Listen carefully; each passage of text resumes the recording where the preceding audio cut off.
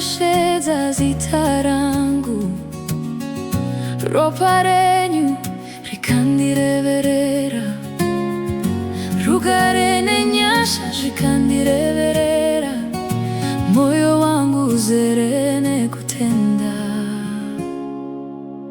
Mazita enyu Jesu, mazita enyu Jesu, mazita enyu Jesu, mazita enyu Jesu, mazita enyu Jesu.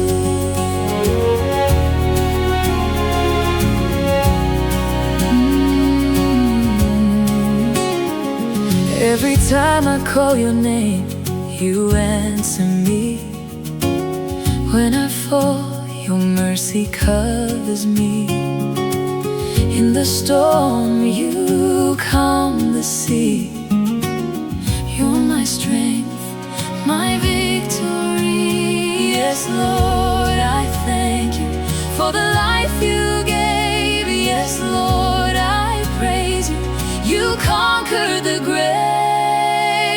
Mazita enyu Jesu. Thank you, Lord, you made me whole. You healed my heart, you saved my soul. Your love will never fade away.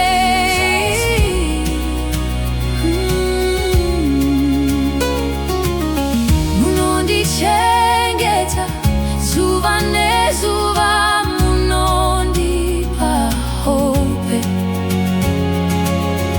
Moyo wangu unofara nekuti muri mwari wangu. You are faithful every day. I will trust you and obey. Mazita enyu Jesu. Thank you, Lord. Mazita enyu Jesu. You've been so good. Mazita enyu Jesu. Forever true. Mazita enyu Jesu. We worship you.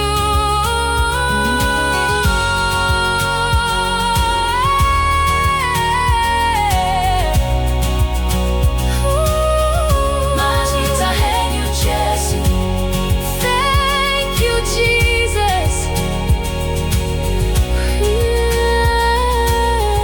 Mazita Jesu.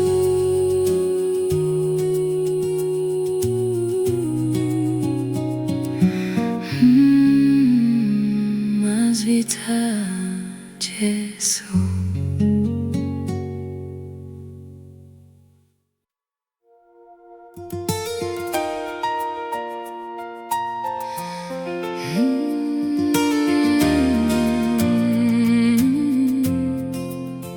Nyika yacho ine matambo, budziko ndoigara sei. Kuchema hakuperi, Mwari Baba, musatikanganwe.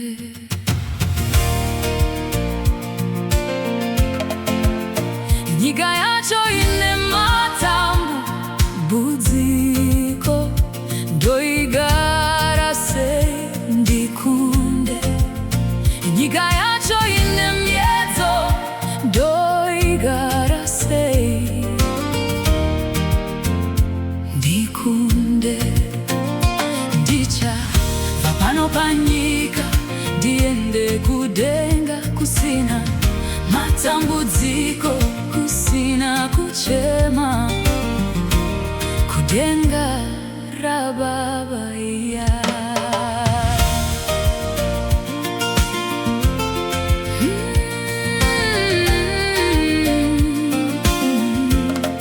Kuchema hakuperi, vanhu venyu vakasuruvara, hapana rugare. Mifungo yehondo, marwadzo mumoyo, ndakatarisa iyo tambudziko dzichingoanda, ndorarama sei kana ivura isingandifadzi, haiwa nyika haisisina chirevo. Mwari we, Mwari Baba, musatikanganwe. Ishe Jesu ndibatsire, ndikunde matambudziko, ndikunde rufu, ndiri ndoga handina simba, ndibatsire ndikunde. Ndinoziva kumusorosoro, kumusha wa Baba kwakanaka, kune mufaro kumusorosoro, kumusha wa Baba kwakanaka, kune rugare. Ndicha bapano panyika, ndiende kudenga kusina matambudziko, kusina rufu, kudenga rababa iyanika yacho ine matambudziko, ndoigarase ndikunde. Nyika yacho ine miedzo, ndoigarase ndikunde. Ndicha bapano panyika, ndiende kudenga kusina matambudziko, kusina kuchema, kudenga rababaya. Misha yakaoma, makore yachipfupika, vana dzango vanerera, nzira hadzina kwadzinoenda, tirikomberwa zuva nezuva. Hatina chekubata, toziya nenzara, toigara senyika. Musatisiye Ishe, tinorarama nenyasha dzenyu. Tipeiwo makomborero pane zvose zvatinochema. Takafanana nembeu inokura, tinodavo zvibereko zvakanaka. Tisadzvanyirirwa neupenyu neshungu dzepanyika. Tinotenda kwamuri Ishe, uwapo wenyu hwakatikoshera patinofamba murwendo, nekuziva kuti hatisi toga. Musatikanganwe, tiri vana venyu, tinochengetwa nerudo rwenyu. Nyika yacho ine matambudziko, ndoigara sei ndikunde. Nyika yacho ine miedzo, ndoigara sei ndikunde. Ndicha bapano panyika, ndiende kudenga kusina matambudziko, kusina kuchema, kudenga rababaya. Kunyangwe misozi chiyerera, tinovimba nemibaba, kunyangwe nzira dzakaoma, nyasha dzenyu dzinotifambisa. Tiri vafambi munyika ino, asi kudenga ndiko kumusha.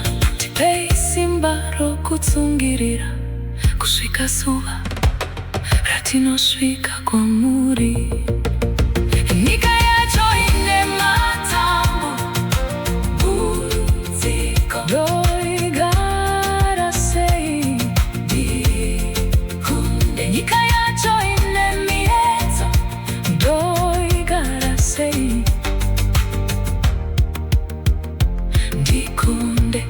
Ndicha bapano panyika, ndiende kudenga kusina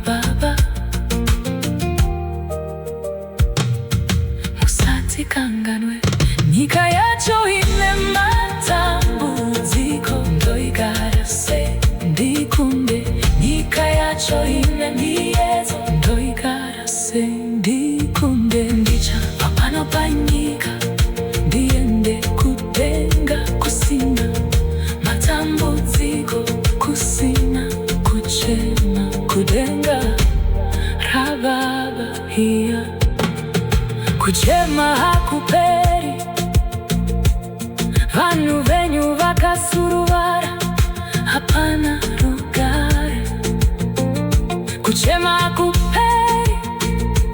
Mwari Baba musatikanganwe nyika yacho ine matambudziko ndoigarase ndikunde nyika yacho ine miyedzo ndoigarase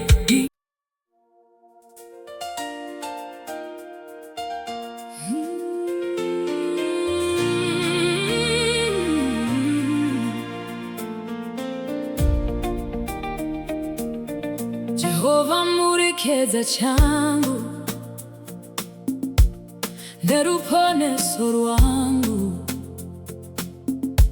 handina wandinotya nokuti muri nyare y'upenyu hwangu ndinovimba nemi mazuva ose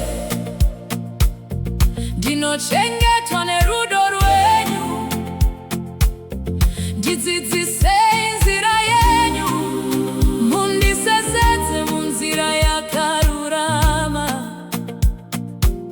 mweya wangu chakurumbidzai ndokuti ndimi simba roupenyu hwangu Jehova muri chiedza changu neruponeso rwangu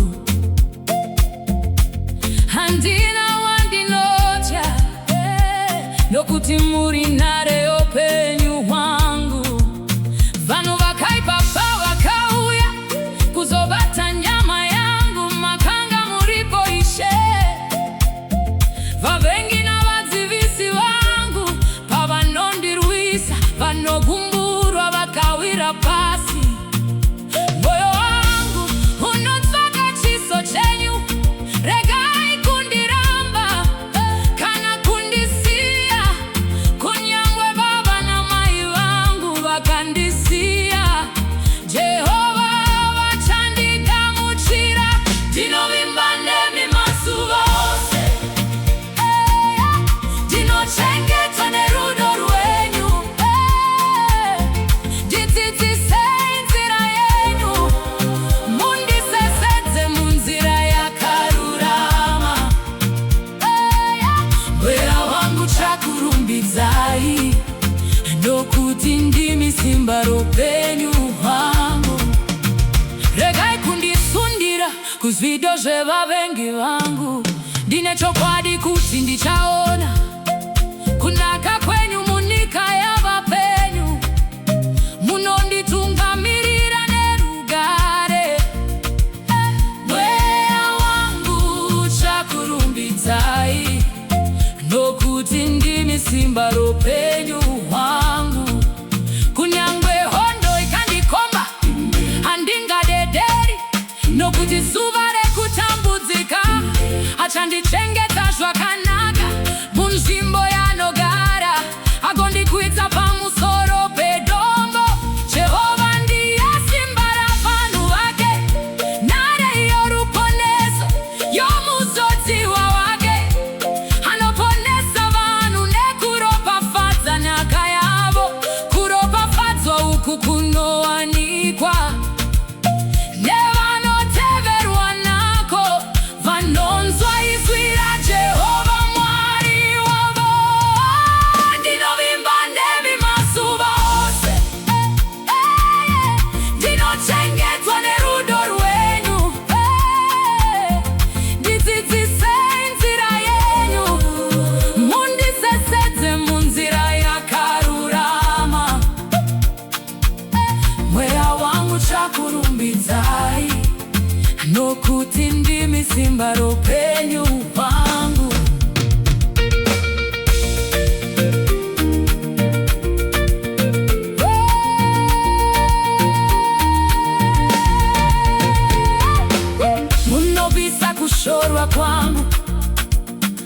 chiropafadza zvibereko zveivhu rangu, nezvibereko zvemuviri wangu.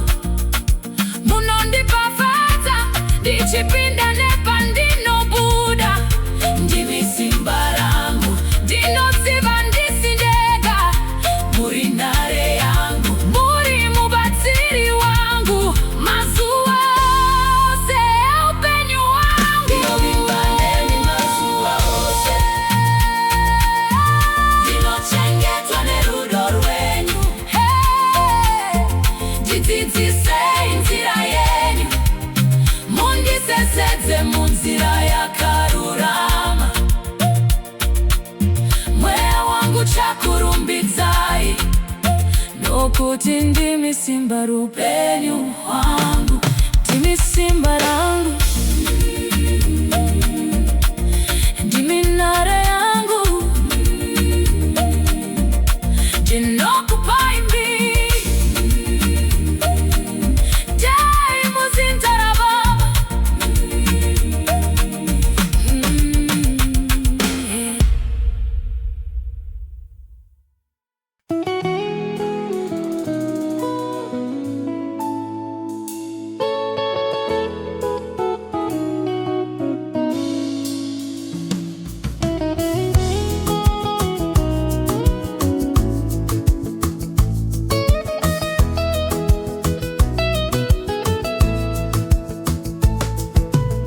Moyo wangu unorira nerufaro,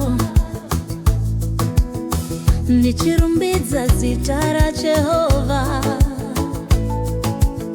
nokuti zvamakandiitira Baba zvinondizadza nemufaro. Mufaro, mufaro munashe,